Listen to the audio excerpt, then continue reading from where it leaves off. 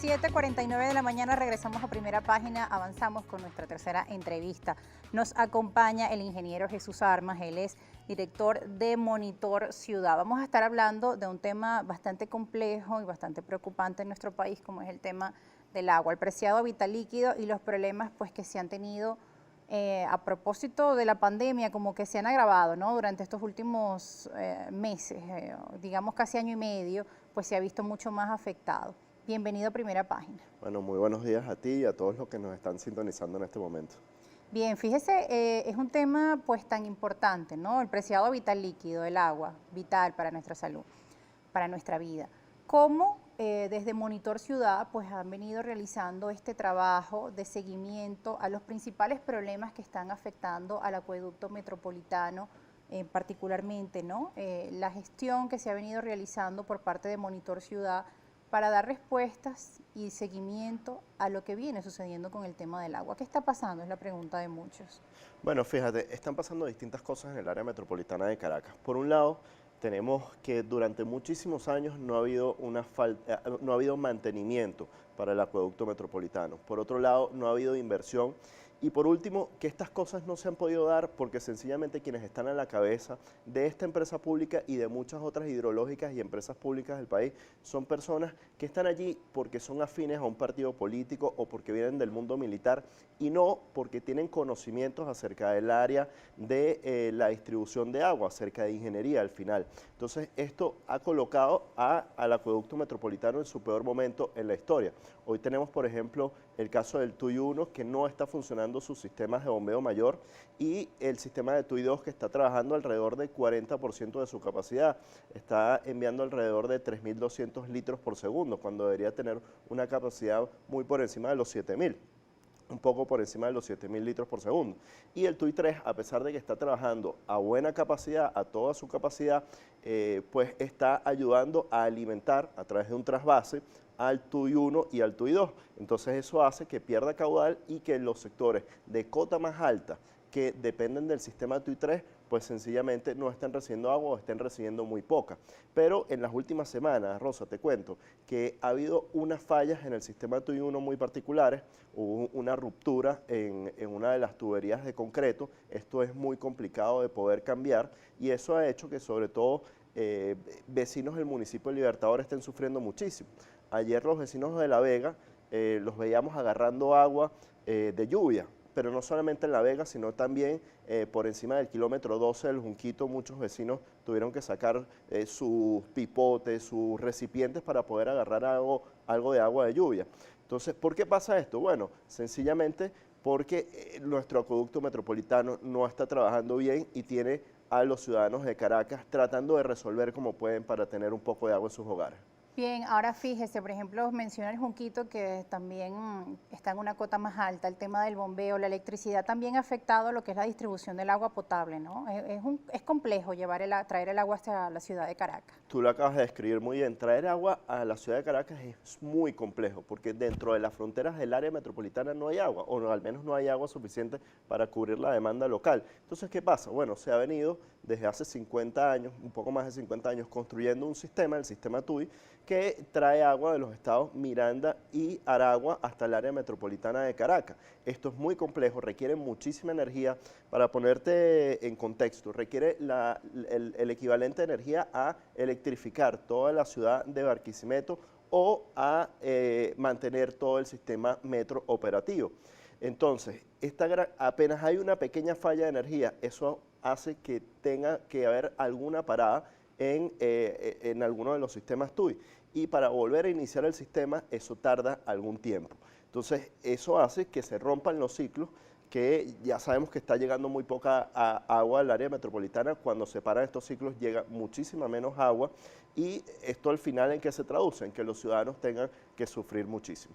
Ahora fíjese, ¿qué ha venido ocurriendo? Pues incluso a inicios de la gestión de la revolución dentro del agua, en Hidroven, en Hidrocapital, usted nos mencionaba que quizá hay poca mano calificada, pero digamos en un principio veíamos ingenieros como Alejandro Hickscher, la Jacqueline Farías, que también formó parte de Hidrocapital, el ingeniero Cristóbal Francisco, digamos que manejaban la parte técnica en cuanto al sistema, al manejo del acueducto. Ahora, ¿qué ha venido pasando a lo largo del tiempo? Pues en un principio la gestión de la revolución iba encaminada a incluir sin excluir, a llevar agua a todos los sectores, se crearon las mesas técnicas del agua, incluso personas que nunca pues habían tenido agua en sus casas, les llegó este servicio.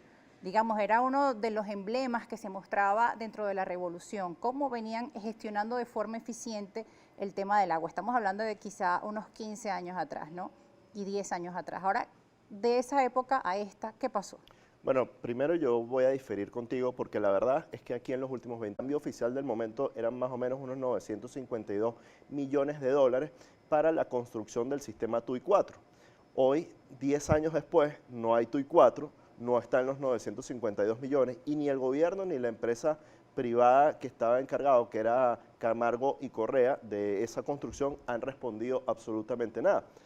Con esos 952 millones de dólares se pudo haber mantenido todos los acueductos a nivel nacional alrededor de 4 o 5 años. Es decir, con esos 4 o 5 años de mantenimiento nosotros tuviésemos un sistema mucho mejor. Entonces, no se le puede echar la culpa a las sanciones, no se le puede echar la culpa a las gestiones anteriores. Esto es culpa de las personas que han manejado Hidrocapital y todas las hidrológicas del país durante estos 20 años. Fíjese que a propósito de ello, lo que usted menciona, el presidente Maduro justamente en días recientes hablaba de las sanciones y que eran parte, pues quizá de las causas o de las razones que han llevado a que se dificulte garantizar el acceso de agua potable a la población venezolana. Vamos a estar hablando de ello al regreso. ¿Y cuáles son sus propuestas? Ya que nos menciona que en lo pensábamos crítico el panorama del sistema metropolitano, del acueducto de Caracas, pero ¿cuáles son las propuestas que hace Monitor Ciudad para solventar la situación? Bueno, lo primero tiene que ver con buscar financiamiento. Hoy lamentablemente Hidrocapital está quebrada, al igual que todas las hidrológicas del país, y nosotros necesitamos un gobierno que tenga la capacidad de hablar con los multilaterales y poder conseguir financiamiento para empezar las mejoras y la rehabilitación de los acueductos del país. Cuando dice Hidrocapital está quebrada, ¿cómo tiene esta información? ¿En qué Bueno, se yo basa? creo que es obvio, porque número uno, todo el país está quebrado. El país dependía de su importación, de su exportación petrolera y lamentablemente sabemos todos los venezolanos el estado en el que está PDVSA, ¿no? Pero más allá de eso, también tiene que ver con las tarifas. Es decir, el agua acá tiene unas tarifas que no cubren el costo de mantener los acueductos, digamos, el acueducto metropolitano, su mantenimiento es de los más costosos del planeta porque, como lo hablábamos antes, requiere de muchísima energía y la energía tiene un costo, ¿no? Aunque en Venezuela no, porque también el tema de las tarifas está muy rezagado. Entonces, otra de las cosas que hay que hacer es ajustar progresivamente la tarifa, pero esto tiene que venir acompañado de un plan económico que permita mejorar el salario de los venezolanos y que las energías emprendedoras de todos los venezolanos puedan liberarse y podamos salir adelante. Y lo tercero tiene que ver con colocar en las posiciones de dirección de Hidrocapital a las personas que realmente tienen conocimiento y experiencia acerca de cómo manejar un acueducto. Con conocimiento y con los recursos necesarios nosotros vamos a poder rehabilitar en poco tiempo los acueductos de todo el país. Bien, fíjese, usted además de trabajar en Monitor Ciudad, pues también ha realizado un trabajo político, ¿no? En nuestro país como militante de Primero Justicia. A propósito del panorama político actual, en el que ya se avecinan unas elecciones para este año. ¿Cuál es su posición al respecto? Pues hemos visto distintos sectores sumándose a la participación electoral, ya que, pues digamos, el otro camino no representa una solución o una salida. Bueno, hay un proceso de construcción de un acuerdo entre los diversos factores políticos del país.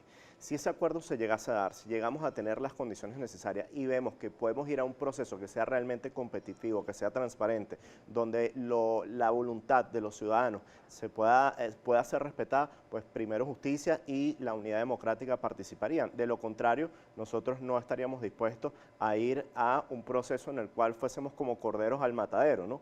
Esa es la verdad. ¿Y qué otras condiciones están exigiendo? Porque, digamos, los tiempos avanzan, faltan pocos meses, ya el chavismo pues tiene su trabajo realizado en cuanto a los candidatos y todo este trabajo, pero dentro de la oposición pues siempre están como estudiando la vía, la estrategia, el camino y digamos el tiempo pues también es un factor en contra, ¿no? Bueno, eso se debería resolver en los próximos días, pero la verdad es que las condiciones son muy claras. Nosotros, aparte de este cambio del CNE, nosotros necesitamos que haya una observación internacional, pero no una observación de Irán o de China o de Rusia. Nosotros necesitamos que la Unión Europea y otros otros países que sean pro democracia, que crean en las libertades individuales, puedan estar acá acompañando y observando ese proceso electoral. Pero además necesitamos que puedan regresar quienes están hoy en el exilio y que puedan ser habilitados quienes hoy están siendo penalizados por un gobierno de manera injusta. Entonces son diversas condiciones y por supuesto poder pues garantizar todo el tema técnico que tiene que ver con el registro electoral, con las máquinas, etcétera, para que de verdad podamos nosotros ir a unas elecciones competitivas.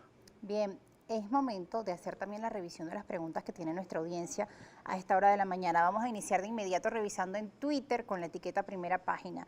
Ya hay una del señor José Bracho. Él le dice: buenos días, pregúntale por favor al invitado Jesús Armas qué propuestas tienes para mejorar el servicio del agua en Caracas y en todo el país, y si conoce el costo de un metro cúbico de agua potable servido por Hidrocapital.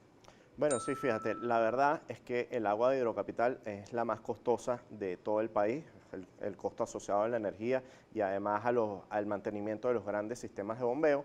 El costo del metro cúbico de agua estaría por encima de $1 para poder garantizar de verdad la operación de esto, pero evidentemente eso es algo que no podría pagar los venezolanos en este momento, y por eso es muy importante que cualquier cambio tarifario venga acompañado de un ajuste económico que permita parar la hiperinflación del país y darle oportunidades a los venezolanos para que puedan emprender y para que el trabajo valga la pena, para que tengamos sueldos dignos en Venezuela. También nos están llegando preguntas de distintos vecinos de parroquias de Caracas. Por ejemplo, nos escriben desde Antímano: el servicio de agua en Barrio Nuevo es muy deficiente, es muy malo. San Bernardino, otra parroquia de Caracas, también el servicio del agua se ha visto afectado, sobre todo en los últimos meses. ¿Qué está pasando con el agua? Bueno, no hay parroquia sana en nuestro municipio Libertador de Caracas. La verdad es que, por ejemplo, ayer nos escribían del Junquito, nos escribían vecinos de La Vega. Nosotros hemos venido visitando distintos sectores populares y hemos venido viendo cómo tienen o que prácticamente dependen de un servicio privado de agua a través de cisternas, comprando agua embotellada o tener que buscar agua en pozos o en lugares donde el agua sencillamente no se puede garantizar su calidad, y eso expone la salud de los venezolanos. Entonces las 22 parroquias del municipio de Libertador están sufriendo de la escasez de agua, y esto se debe a los fallos en el sistema TUI, especialmente en los últimos días del sistema TUI 1 y TUI 2. Sabemos que el sistema TUI 3 está funcionando bien, pero sin embargo nosotros queremos hacerle un llamado a Hidrocapital. Nosotros sabemos que el sistema TUI 3 hoy solamente no cuenta con motores de respaldo. De llegarse a dañar algún motor del sistema TUI 3, pues sería una verdadera tragedia para Caracas. Nosotros exigimos que Hidrocapital y las hidrológicas de Venezuela hagan una inversión en tener sistemas de respaldo y en una rehabilitación de cada uno de los sistemas del país, porque de lo contrario no solamente va a ser una violación al derecho humano al agua, sino que va a ser una tragedia para todos los venezolanos. Bien, hay otros comentarios. En referencia a su participación política también hay preguntas. Gilberto Vázquez dice: las condiciones que los venezolanos necesitamos son el tener una oposición seria, coherente, con un plan de gobierno serio, tangible y aplicable. ¿Hasta cuándo el discurso de las condiciones, señor? Pierden porque se abstienen. Bueno, la verdad es que nosotros no podemos ir a participar en un proceso en el cual puedan torcer la voluntad popular. Nosotros vimos lo que pasó, por ejemplo, con Andrés Velázquez en el Estado Bolívar, y nosotros no podemos permitir, frente a la comunidad internacional y frente a los venezolanos, que se viole y se vulnere el derecho al voto. Y nosotros sabemos que quien tiene hoy toda la fuerza, todo el monopolio de la violencia es Nicolás Maduro y quienes controlan lamentablemente las instituciones del país. Y por eso nosotros estamos pidiendo acompañamiento internacional y estamos pidiendo condiciones. Pero de darse las condiciones, nosotros estaríamos dispuestos a participar en estos comicios electorales, porque nosotros somos democráticos, nosotros creemos en el voto como la fuerza para transformar el país. Entonces, de darse estas condiciones, no solamente participaríamos, sino que le estaríamos dándole a la ciudad de Caracas y a toda Venezuela un proyecto claro para empezar la reconstrucción de Venezuela. Ahora bien, en caso de Primera Justicia participar, ¿se van a unir a la oposición que ya está conformando una alianza democrática, o irían, digamos, como otra propuesta? Bueno, nosotros claramente participamos siempre en unidad con el resto de los partidos de la verdadera oposición democrática y en unidad con sectores de la sociedad civil. Nosotros evidentemente trataríamos de ir a un proceso muy amplio de discusión para sumar la mayor cantidad de factores a la causa de la democracia en Venezuela. Sin embargo, bueno, evidentemente hay factores en los cuales nosotros no confiamos ni el pueblo venezolano tampoco lo hace. Bien, hay más preguntas de la audiencia en referencia también a este tema. El señor Goro Zamora Constitución le dice, buenos días, primera página. El entrevistado es parte de los que dicen sí, pero no, con referencia al CNE. Le recomiendo por favor que lea la Constitución, dejar de buscar atajos y pedir tutelaje extranjero. Es el comentario que le realiza Goro Zamora. Bueno, la verdad es que frente a un país donde no hay instituciones, nosotros no quisiéramos tener que depender de la observación internacional, pero aquí no hay confianza en el voto. Nosotros no podemos confiar en un gobierno que ha venido sistemáticamente violando derechos humanos y eso no lo decimos nosotros. Lo dice, por ejemplo, la señora Bachelet. Entonces, frente a eso necesitamos todo el acompañamiento para poder garantizar un voto transparente en el país. Bien, hay más preguntas. El señor Ramón Ramos, el líder desde el Estado Apure, le dice en respecto al tema del agua, volvemos, ¿cuál es el mayor desafío que tienen que plantearse en materia de agua potable en Venezuela? ¿Por dónde comenzar, ya que tenemos recursos hídricos por cantidad? Bueno, yo creo que el tema más importante tiene que ver con lo político más que con lo propiamente técnico. Es poder tener dirigiendo estas instituciones a personas que realmente tengan la voluntad política para poder transformar la dirección de Hidrocapital y de todas las hidrológicas del país, mientras sigan colocando en la cabeza de Hidroven y de todas las hidrológicas a personas que no tienen el conocimiento y que están allí para defender un partido político y no para defender los intereses o el acceso al agua de los ciudadanos, pues seguiremos en esta tragedia. Bien, hay otro comentario también en referencia a su participación política. La señora Beatriz Chiri nos ha hecho varias preguntas. Dice, buenos días Rosa, por favor al invitado, las condiciones de ellos, ¿cuáles son? Que ganen, ¿dónde están las pruebas? Le pregunta, y en las elecciones pasadas se invitó a la Unión Europea, pero ellos no quisieron venir. ¿Qué se necesita para que ustedes puedan participar? Beatriz Chirinos. Bueno, la Unión Europea sencillamente no quiso venir porque sabía que no iba a ser un proceso transparente y no se iban a prestar para avalar un proceso chucuto. Entonces, las condiciones, bueno, ya las dije anteriormente, la observación internacional, que se habiliten a los ciudadanos y al fin, a los políticos que van a estar inhabilitados por razones que no tienen ningún sentido, pero por sobre todas las cosas, nosotros lo que queremos es que el voto pueda elegir y tener unas elecciones realmente competitivas. Y si esto se da, allí estaremos nosotros para luchar por Caracas y por toda Venezuela. Entonces, en los próximos días estaremos escuchando la propuesta de Primero Justicia y la respuesta respecto a su participación en el proceso electoral. Nos queda poco tiempo, pero vamos a leer un comentario más. Nos llega de Newton Corona en Twitter. Dice, buenos días, invitado. No es solo en Caracas, en Chivacoa, en Yaracuy, comunidades como Teteiba, tienen más de 10 años sin agua.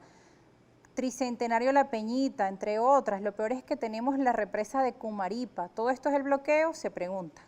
Bueno, evidentemente esto no tiene absolutamente nada que ver con el bloqueo. Antes explicaba el tema de la corrupción. Por ejemplo, el año pasado el ministro Reverol le anunciaba al país como si fuese un triunfo, que iba a invertir 300 millones de dólares en comprar 1000 cisternas. La verdad es que, en primer lugar, de estas 1000 cisternas apenas llegaron 552. No se sabe qué ha pasado con las otras 450. Y más allá de eso, pues con estos 300 millones de dólares se le pudo haber hecho mantenimiento a los acueductos de todo el país. Entonces, ¿qué pasa? Uno, no hay una voluntad política realmente por llevar agua a los ciudadanos de Venezuela y por otro lado, pues claramente si pueden traer cisternas, si la CAA pudo traer autobuses, si los bodegones del país están llenos, quiere decir que las sanciones no tienen nada que ver con el hecho de poder importar repuestos para los acueductos de Venezuela. Fíjese, también en las redes sociales le preguntan si tiene algún plan por el lago de Valencia. Sí, mira, el lago de Valencia es uno de los temas más duros de todo el país. De hecho, bueno, incluso el lago de Valencia, a algún genio se le ocurrió hacer un trasvase de agua desde el lago de Valencia a un embalse que era totalmente virginal, como es el embalse de Camatagua, y esto afecta también la calidad del agua que ha venido llegando al área metropolitana de Caracas en los últimos años. Entonces, ¿qué pasa? Para el lago de Valencia, pues hace falta unas inversiones importantes que pasan por utilizar tecnologías de ultrasonido para poder acabar con fitoplancton, entre otras tipos de toxinas y de bacterias que hay en el lago de Valencia, pero esto requiere muchísima inversión, requiere tiempo y requiere conocimiento. Bien, agradecemos, ingeniero Jesús Armas, su participación acá en Primera Página. Lamentablemente nos indican que ya se nos agotó el tiempo. Agradecemos también a nuestra audiencia porque cada mañana nos acompañan, nos escriben, nos hacen llegar sus inquietudes y sus preguntas. Hoy somos tendencia en la red social Twitter, hemos estado en tendencia 3 y 4. Muchas gracias a ustedes por estar con nosotros, gracias por acompañarnos. Muchísimas gracias a ti. Esperamos entonces la respuesta oficial de Primera Página respecto a su participación para los próximos días.